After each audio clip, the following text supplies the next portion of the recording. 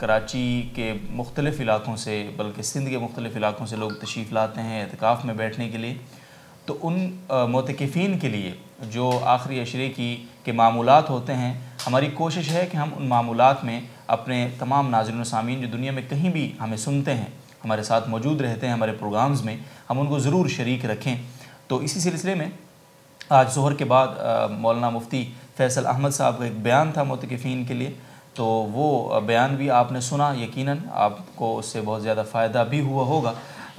لیکن انشاءاللہ آئندہ کی جو ترتیب ہوگی وہ یہ ہوگی کہ ہمارا لائیو دارالافتاء کا جو سیشن ہے، جو یہ آپ کے مسائل کے حل کا جو پروگرام ہے، یہ اپنے وقت پر ہوا کرے گا انشاءاللہ العزیز 2 بجے، اور اس کے بعد عصر کی نماز کے بعد معتکفین کے لیے معروف مذہبی اسکالر مفتی طارق مسعود صاحب کا درس قرآن ہوا کرے گا، وہ انشاءاللہ آج ہی سے سٹارٹ ہوگا، تو وہ بھی آپ لائیو دیکھ سکیں گے ہمارے اسی فیس بک پیج سے۔ اسی طرح عشاء کی نماز کے بعد شیخ الحدیث رئیس دارالافتاء حضرت مفتی محمد صاحب دامت برکاتہم درس حدیث عنایت فرمائیں گے، وہ بھی آپ J T R media house کے فیس بک پیج سے انشاءاللہ العزیز دیکھ سکیں گے۔ اور بھی جو اہم ڈیولپمنٹس ہوں گی، جو اہم بیانات ہوں گے، وہ رات دیر تک جاری رہیں گے۔ ہم کوشش کریں گے کہ آپ کو اپنے ساتھ انگیج رکھیں، اور زیادہ سے زیادہ ان مبارک راتوں میں آپ کو دین کی بات، شریعت کی بات اور دین اور شریعت کے مسائل آپ تک ہم پہنچا پائیں، کیونکہ یہ ہمارا عزم ہے، یہ ہمارا ایک طرح سے فریضہ بھی ہے۔ ہم اس کو ادا کرنے کی بھرپور کوشش کرتے رہیں گے، اور امید کرتے ہیں کہ آپ بھی ہمارے اعتکاف کے آپ اس کو اعتکاف کی ٹرانسمیشن بھی کہہ سکتے ہیں، اس سلسلے میں ہمارے ساتھ جڑے رہیں گے، اور انشاءاللہ آپ کا رسپانس، آپ کا جو فیڈ بیک ہے وہ ہمارے لیے ایک پاور کی حیثیت رکھتا ہے، ایک فیول کی حیثیت رکھتا ہے۔ تو انشاءاللہ ہم امید کرتے ہیں کہ آپ کہیں نہیں جائیں گے، اور ان اوقات کو نوٹ فرمائیں گے۔ میں دوبارہ ایک دفعہ دہرا دیتا ہوں کہ آج عصر کی نماز کے بعد مفتی طارق مسعود صاحب کا درس قرآن ہوگا انشاءاللہ، بڑا ہی جامع اور مانع۔ اسی طرح عشاء کے بعد مفتی محمد صاحب شیخ الحدیث رئیس دارالافتاء مفتی محمد صاحب کا درس حدیث ہے، اور بھی مختلف سیگمنٹس ہیں جو آپ تک انشاءاللہ پہنچتے رہیں گے۔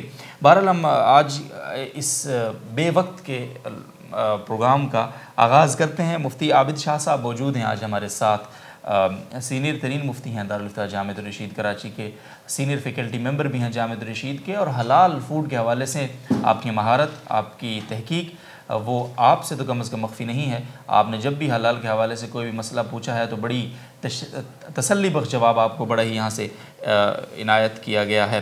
مفتی عابد شاہ صاحب سے میں آغاز کر لوں گا آج کے سوالات کا۔ تو مسقط سے پہلا سوال عبید محمود صاحب پوچھتے ہیں، سر ناپاک اور پاک کپڑے ایک ساتھ واشنگ مشین میں ڈالے اور انہیں دھویا تو سارے کپڑے ناپاک ہو گئے، اب دوبارہ اسی واشنگ مشین میں وہی کپڑے دھوئیں تو کیا کپڑے پاک ہو جائیں گے سر؟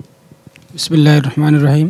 جی، واشنگ مشین سے کپڑے دھونے کا جو صحیح طریقہ ہے کہ اس میں ایک مرتبہ پانی ڈال کر اس کو نکال لیا جائے، پھر دوسری مرتبہ، پھر تیسری مرتبہ، تو اس طریقے سے اگر کپڑے دھوئے جائیں تو وہ پاک ہو جاتے ہیں، اگرچہ پاک اور ناپاک دونوں طرح کے کپڑوں کو ملا کر دھویا جائے۔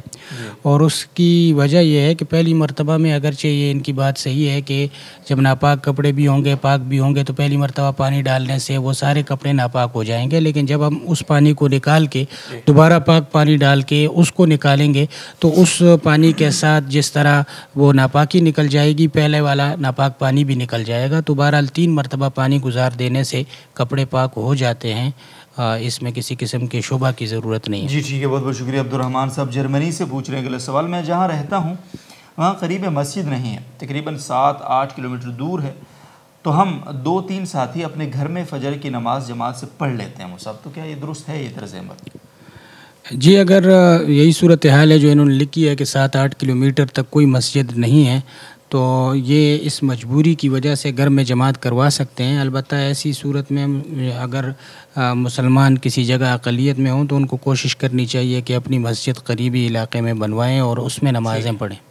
بہت بہت شکریہ۔ مکتبہ جبریل بہت ہی زبردست کام ہے ان کا، تو آپ اسے استفادہ کر سکتے ہیں، یقیناً ہمارا رابطہ ہے ان سے، لیکن کبھی تفصیل سے انشاءاللہ تعارف کروائیں گے۔ یار محمد نظامانی صاحب حیدرآباد سے پوچھتے ہیں، تراویح کی نماز میں صرف تشہد پڑھتا ہوں اور درود شریف ابھی شروع ہی نہیں کرتا کہ حافظ صاحب سلام پہ چلے جاتے ہیں، تو نماز ہو جائے گی سر؟ تو شکر ہے آپ تشہد تو پڑھ لیتے ہیں کیونکہ سپیڈیں بہت ہیں آج. جی نماز ہو جاتی ہے اگر آپ تشہد پڑھ لیتے ہیں تو. اور حکم بھی یہی ہے کہ اگر آپ نے اگر مقتدی نے تشہد پڑھ لی ہو اور امام اس حالت میں سلام پھیر دے تو اس کو امام کی اتباع میں سلام پھیر دینا چاہیے اور درود شریف وغیرہ نہیں پڑھنا چاہیے ایسی صورت میں.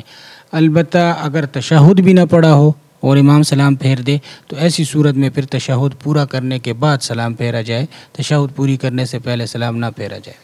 بہت بہت شکریہ. محمد سعد آرائیں صاحب کا سوال ہے شبینے کا کیا ہوگا میں سر. یہ شبینہ بیسیکلی میں آپ کو تھوڑا سا ایکسپلین کروں کہ ہمارے ہاں خاص طور پہ رمضان کے آخری اشروں میں پنجاب میں بہت زیادہ رواج ہے اس کا. قراء جمع ہوتے ہیں, پوری رات قرآن مجید پڑھتے ہیں اور وہ اس قدر تیزی سے پڑھا جاتا ہے, یعنی اوورال تو میں سب کی تو نہیں کہہ سکتا لیکن ماحول یہی ہے کہ پھر یعلمون اور تعلمون ہی سمجھ میں آتا ہے سر. تو کیا کہتے ہیں؟ جی بالکل, اکابر نے اس کے مفاسد ہی ذکر کیے ہیں اور مختلف مفاسد میں سے ایک مفسدہ وہی ہے جو آپ نے ذکر کیا ہے کہ اس طرح جب بہت زیادہ پارے ایک رات میں پڑھے جاتے ہیں تو سپیڈ بہت زیادہ رکھی جاتی ہے اور قرآن پاک کے پڑھنے کے جو آداب ہیں ان کی رعایت نہیں رکھی جاتی. اس کے علاوہ محض ایک مسجد کے لوگ دوسرے مسجد والے لوگوں پر فخر اور ایک قسم کے ریاکاری کے لیے اس کا اہتمام کرتے ہیں.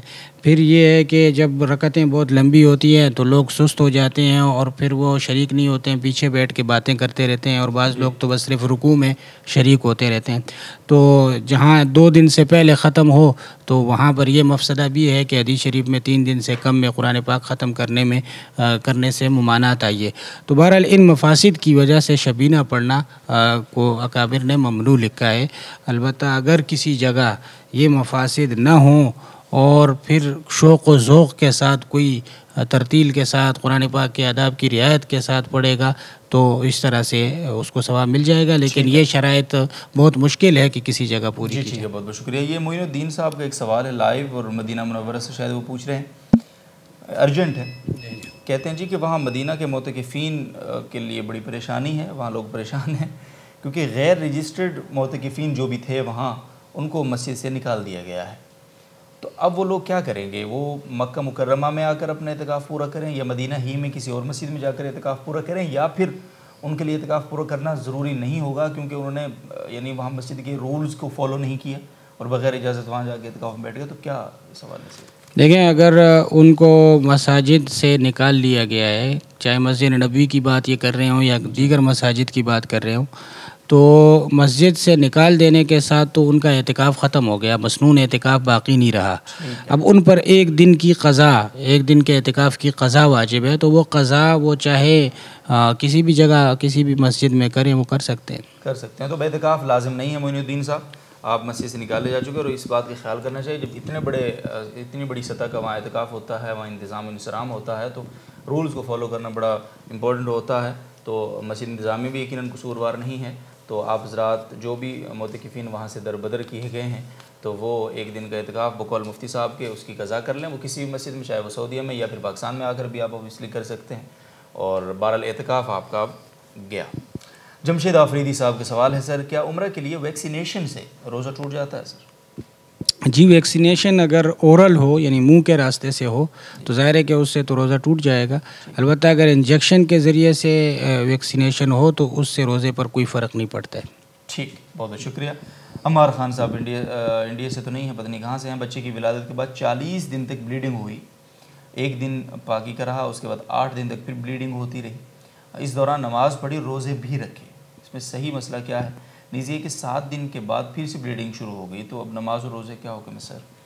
جی, 40 دن تو یہ ناپاکی کے تھے, اس میں تو ان کو نماز روزہ معاف تھا, روزے کی بعض میں قضا کرنی ہوگی.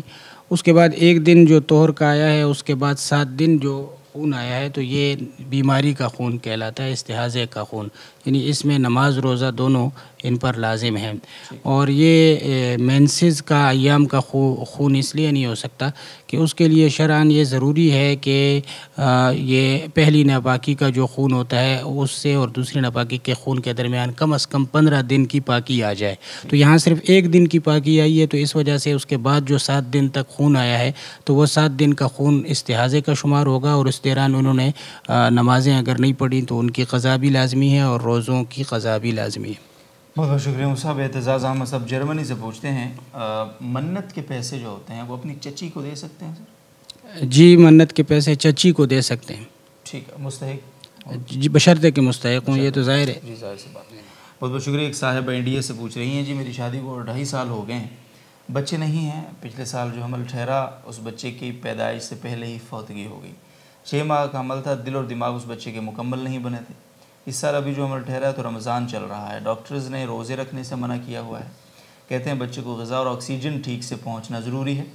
ڈاکٹر غیر مسلم ہے، مجھے 10 سال سے دم کا مرض بھی ہے، دمہ میرا خیال ہے کہہ رہے ہیں، اور پچھلے سال سے سائنس بھی ہے، تھوڑی سی بیمار رہتی ہوں. ہر رمضان میں نے پورے روزے رکھے ہیں، مگر اس سال بچے کی خاطر بچے کی جان کو جو خطرہ ہے اس سے خوف آتا ہے اور مجبوراً روزے چھوڑنے پڑ رہے ہیں.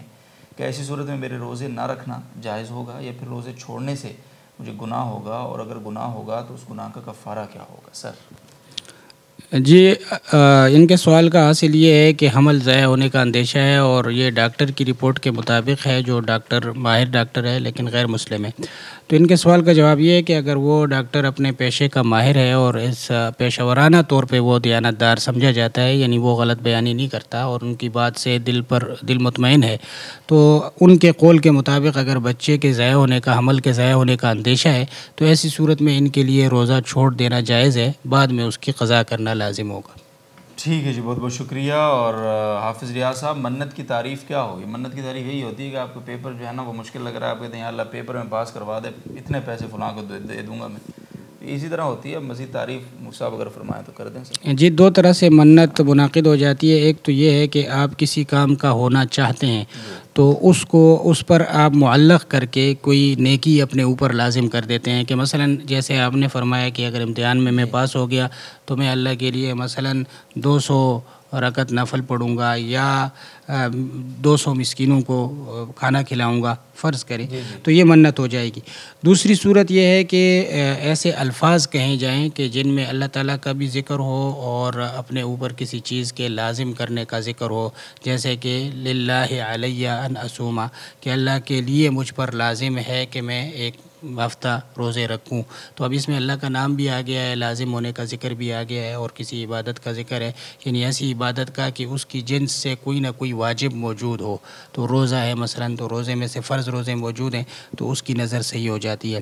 البتہ اگر کسی ایسی چیز کی نظر مانی جائے جس کی جنس سے کوئی عبادت واجب موجود نہ ہو تو وہ نظر پھر صحیح نہیں ہوتی. تو بہرحال اللہ تعالیٰ کے ذکر کے ساتھ، لزوم کی تصریح کے ساتھ کوئی چیز اپنے اوپر لازم کی جائے تو یہ بھی نظر ہے، اور کسی عبادت کو کسی فعل پر مرتب کر کے کہا جائے کہ اگر ایسا ہوا تو میں یہ کروں گا، تو اس سے بھی نظر ہو جاتی ہے. اس میں اگرچہ اللہ کا نام نہ لیا گیا اور لزوم کا صیغہ ذکر نہ کیا گیا. ٹھیک ہے جی، بہت بہت شکریہ صاحب. اب کوئی یہ نہ پوچھے کہ ہم نے تو منت کا پوچھا تو نظر کیا ہوتی ہے، تو نظر اور منت ایک ہی چیز ہے. ٹھیک ہے. ابو صفی صاحب کوئٹہ سے پوچھ رہے ہیں زید کے دانت میں درد شروع ہوا جس کی وجہ سے بھائی نے گولی کھا لی سر، تو اب بھائی زید پر صرف قضا ہے یا کفارہ بھی ہوگا؟ جی اس صورت میں ان پر کفارہ بھی واجب ہے، اور اس کی وجہ یہ ہے کہ دانت درد کے لیے اول تو وہ اتنا شدید نہیں ہوتا کہ اس کے لیے روزہ توڑنا پڑے.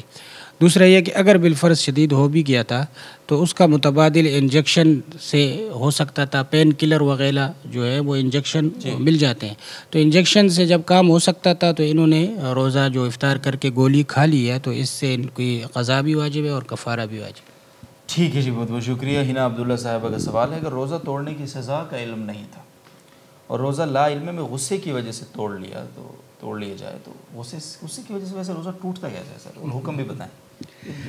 بس یہ تو عجیب سی بات ہے، انہوں نے بات کی ہے. غصہ پتہ نہیں ان کو کن پر آیا ہوگا، لیکن غصہ کسی انسان پہ آیا اور آدمی روزہ توڑ دے تو یہ تو بات سمجھ میں آنے والی نہیں ہے. بہرحال جو شریعت کا اصول ہے کہ کفارہ لازم ہے، روزہ قصداً توڑنے پر کفارہ لازم ہے، تو وہ عام ہے، چاہے کسی کو اس سزا کا علم ہو یا نہ ہو. جب وہ قصداً یعنی جان بوجھ کر روزہ توڑے گا تو اس پر کفارہ لازم ہوگا. تو جو ان کا سوال ہے کہ سزا سے اگر کوئی لا علم ہو تو لا علمی سے بھی وہ کفارے سے نہیں بچے گا، اس کو کفارہ دینا پڑے گا. کفارہ ہے کیا سر؟ امام ذاکر صاحب کا سوال ہے.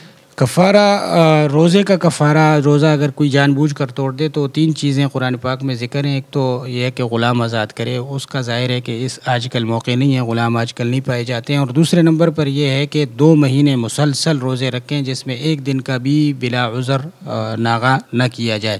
اگر شرعی عذر آ جائے جیسے خواتین کے ایام آ جاتے ہیں تو وہ معاف ہے، البتہ اس طرح بغیر عذر کے اگر ایک دن درمیان میں ناغہ کیا تو نئے سرے سے پھر مسلسل 2 مہینے کے روزے رکھنے ہوں گے۔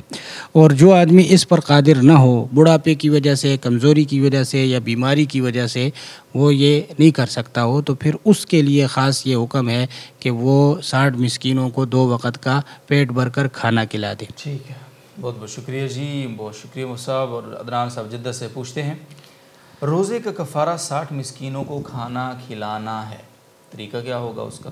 ایک ہی دن میں کھلانا ضروری؟ جی 60 مسکینوں کو کھانا کھلانا ایک دن میں ضروری نہیں ہے، یہ آدمی کر سکتا ہے کہ ایک دن مثلاً 60 مسکینوں کو دوپہر کا کھانا کھلا دے، صبح کا کھانا، اور اگلے دن بھی صبح کا کھانا 60 مسکینوں کو کھلا دے۔ یہ بھی کر سکتا ہے کہ دونوں دن شام کا کھانا کھلا دے 2 دن میں، اور یہ بھی کر سکتا ہے کہ ایک دن میں 2 وقت کا کھانا کھلا دے۔ اور ایک اور صورت جو بالکل آسان ہے وہ یہ بھی ہے کہ 60 مسکینوں کو 2 وقت کا کھانا کھلانے کی بجائے 60 مسکینوں کو ایک فطرانہ کے بقدر رقم دے دے، یعنی ہر ایک کو ایک فطرانہ کے بقدر رقم دے دے، کیونکہ فطرانہ کی جو رقم ہے یہ 2 وقت کے کھانے کے برابر ہے۔ جیسے مثلا آج کل گندم میں 100 روپے کا اعلان ہوا ہے تو 60 مسکینوں میں سے ہر ایک کو 100 روپے اگر دے دے گا تو یہ 2 وقت کے کھانے کے قائم مقام ہو جائے۔ بڑا آسان ہو گیا جی، بہت شکریہ۔ بنت شعیب صاحب کراچی سے پوچھتی ہیں آخری عشرے میں جو اعتکاف ہے سر وہ صرف 10 دن کا ہے یا کوئی 3 دن کی بھی کوئی گنجائش نکلتی ہے، 3 دن کوئی بیٹھنا چاہے؟ جی مسنون اعتکاف تو 10 دن کا ہی ہے، البتہ اگر کوئی 3 دن کا بیٹھے گا تو اس کو نفل اعتکاف کا ثواب مل جائے گا۔ ٹھیک، بہت بہت شکریہ۔ سید مجاہد صاحب بنڈی سے پوچھتے ہیں عورت کے لیے عید کی نماز کا کیا حکم ہے سر؟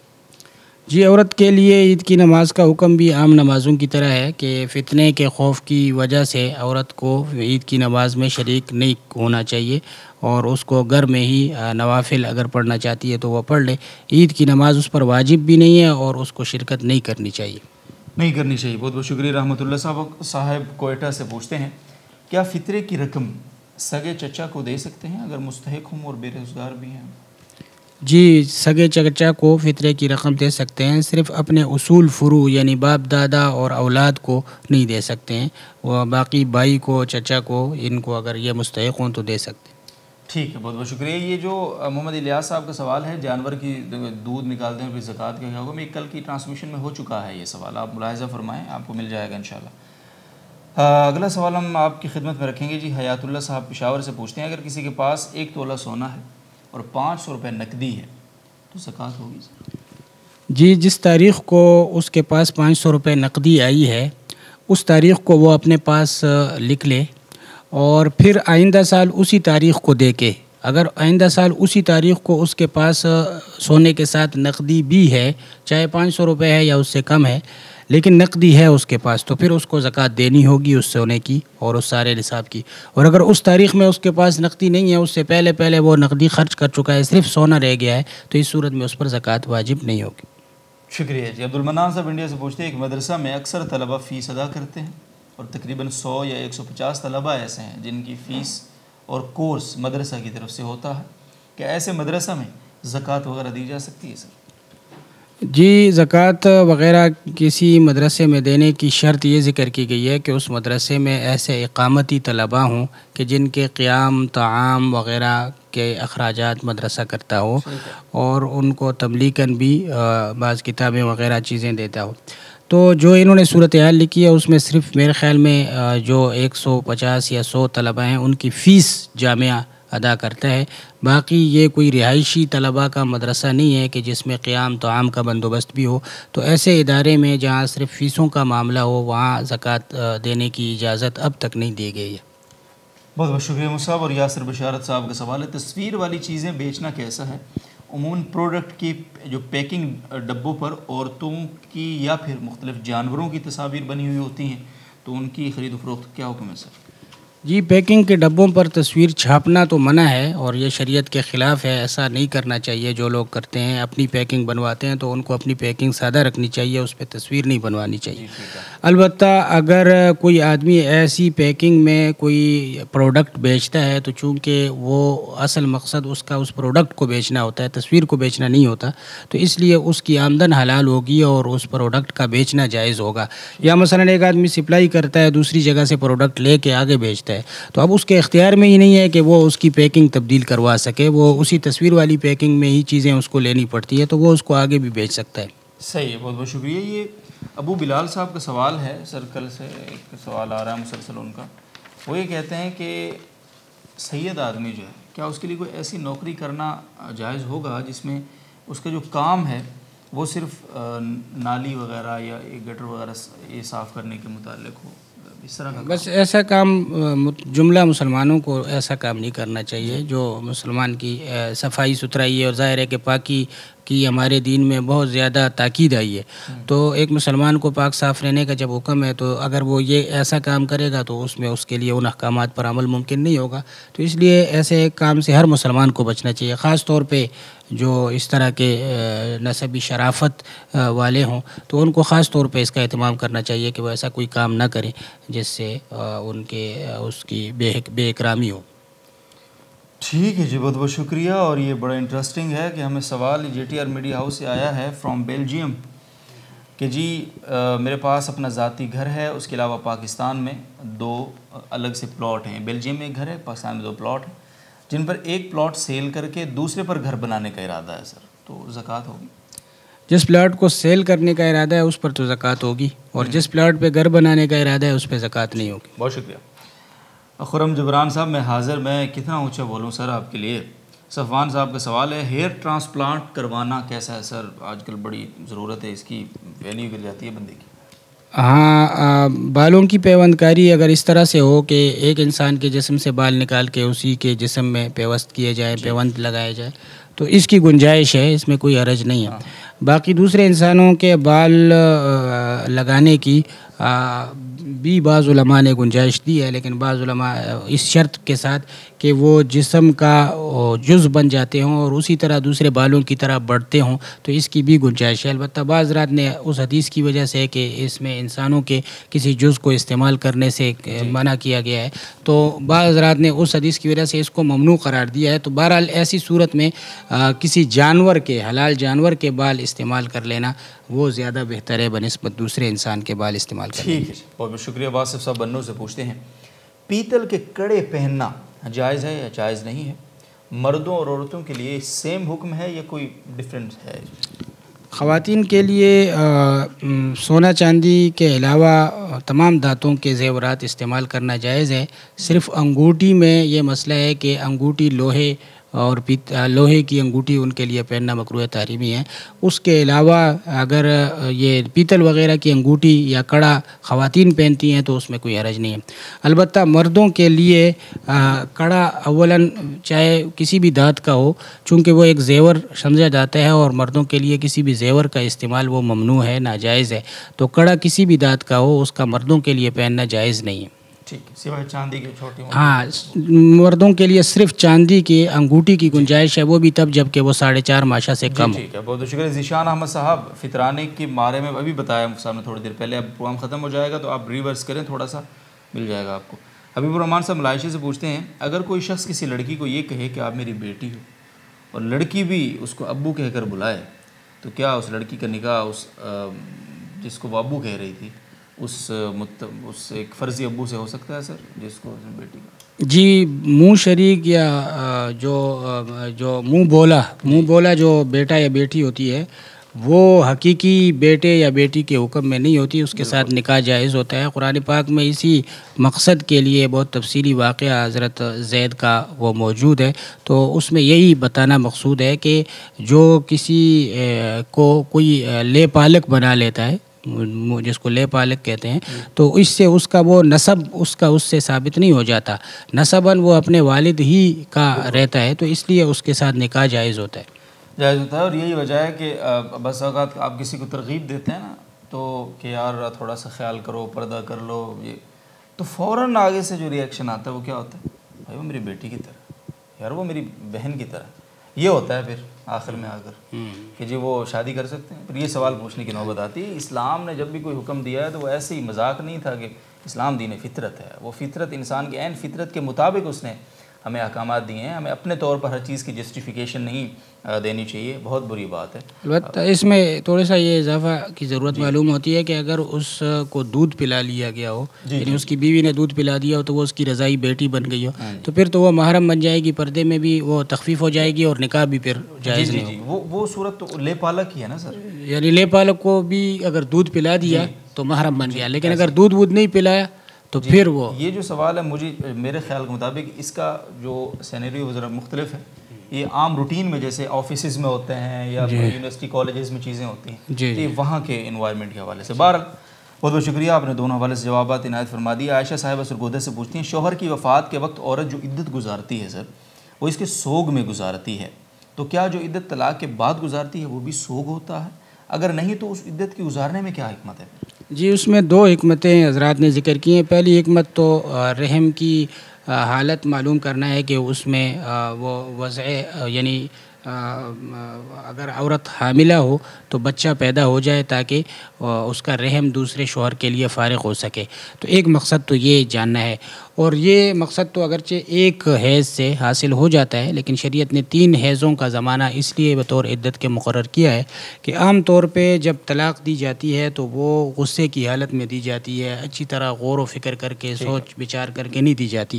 تو شریعت چاہتی ہے کہ شوہر کو ایک موقع دیا جائے کہ بعد میں غور و فکر سے اگر وہ یہ سمجھتا ہے کہ اس کو رجوع کر لینا چاہیے تو وہ عدت کے اندر رجوع کر کے, کیونکہ طلاق کی بعض قسموں میں رجوع بھی ہو سکتا ہے, تو وہ رجوع کر کے دوبارہ وہ اپنے گھر کو آباد کر سکے. تو اس حکمت سے یہ 3 حیض عدت مقرر کی گئی. جی ٹھیک ہے, بہت کوئکلی رسپونڈ کیجیے گا سر. یہ 2 کویشچن بڑے نارمل سے ہی ہیں. زین احمد صاحب فرام امریکہ اور اسی طرح شبیر مغل صاحب مقبوضہ کشمیر. ایک نے پوچھا ہے وومٹنگ بہت زیادہ ہوتی ہے جب کہ تو اس کو کتنی مقدار ہے جس سے روزہ ٹوٹ جاتا ہے, اور دوسرے صاحب پوچھتے ہیں کیا پوچھتے ہیں سر, وہ یہ پوچھتے ہیں کہ انجیکشن لگوانے سے روزہ ٹوٹتا ہے یا نہیں؟ انجیکشن سے تو روزہ نہیں ٹوٹتا. اور الٹی کے بارے میں یہ تفصیل ہے کہ اگر الٹی جان بوجھ کر کی جائے تو روزہ ٹوٹتا ہے, اور اگر جان بوجھ کر نہ کی جائے, خود بخود کی جائے لیکن وہ واپس چلی جائے اور اچھی خاصی مقدار واپس جائے, بہت معمولی مقدار جس سے نہیں بچا جا سکتا وہ اس کی بات نہیں ہے, تو ان 2 صورتوں میں روزہ ٹوٹ جاتا ہے. اس کے علاوہ کسی صورت میں الٹی سے روزہ نہیں ٹوٹتا. ٹھیک, بہت بہت شکریہ جی. آسمہ شیخ صاحب بتانی سے پوچھتی ہیں سنا ہے کہ میت کو غسل دینے کے فوراً بعد خود بھی غسل کرنا چاہیے اور کپڑے بھی تبدیل کر لینے چاہیے. شرعاً اس کا کیا حکم ہے؟ اگر ایسا نہیں کریں گے تو کیا گناہ ہوتا ہے؟ جی حدیث شریف میں ابو داؤد شریف کی ایک حدیث اسی طرح کی آئی ہے جس میں یہ ہے کہ من غسل فلیغتسل, کہ جس نے کسی مردے کو غسل دیا ہو تو وہ اس کو چاہیے کہ خود غسل کر لے, اور اگر مردے کو اٹھایا ہو تو اس کو وضو کر لینا چاہیے. لیکن دیگر قرائن سے اس بات کا ثبوت ہو چکا ہے کہ نبی اکرم صلی اللہ علیہ وسلم کا یہ ارشاد محض استحباب کے لیے ہے, محض یعنی بہتر ہونا بتلانے کے لیے ہے, یہ وجوب کے لیے نہیں ہے یہ حکم. چنانچہ صحابہ کرام کا طرز عمل ایک قرینہ ہے. حضرت ابن عمر رضی اللہ تعالیٰ عنہ فرماتے ہیں کہ ہم کبھی غسل کر لیا کرتے تھے مردے کو نہلانے کے بعد اور کبھی غسل نہیں کرتے تھے. تو یہ دارقطنی میں اور بہقی میں یہ روایت موجود ہے, یہ اثر موجود ہے.